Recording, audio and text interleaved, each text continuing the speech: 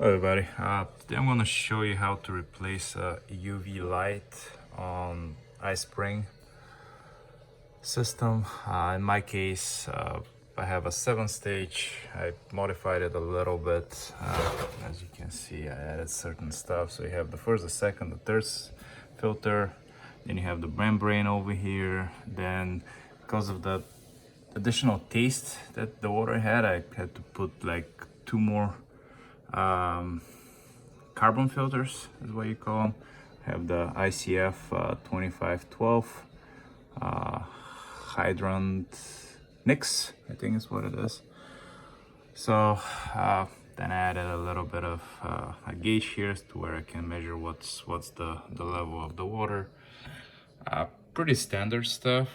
Just what I experienced is my ballast, one of the lights that usually is green, was red. So at this point I decided it's time to replace the light.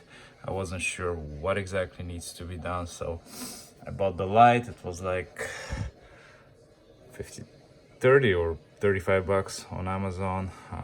It's the 11 watt Philips, and that wasn't clear what exactly needs to be done. So what I did is, when you have this, all you gotta do is just remove this piece over here and you'll get the whole light. It has a socket here where it goes on, and then the same thing on the other end. All you gotta do is just plug the new light and it should come on.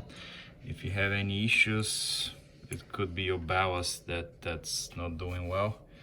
The way it works is it kind of inverts it provides higher voltage for the light to turn. So if that doesn't work, you don't have enough going through the light, and that's why it would not work. So give it a try. So what I did is I replaced the light, and at this point I can do some testing. Here's my tank. Turn it on to where it starts pouring out. As you can see, the light is on. It was red before, the one on the right. And here, I don't know if I can show you. See how it's glowing a little bit? That's how you can tell that it's working. This is a little bit flickering. Maybe my ballast is going out, but who knows.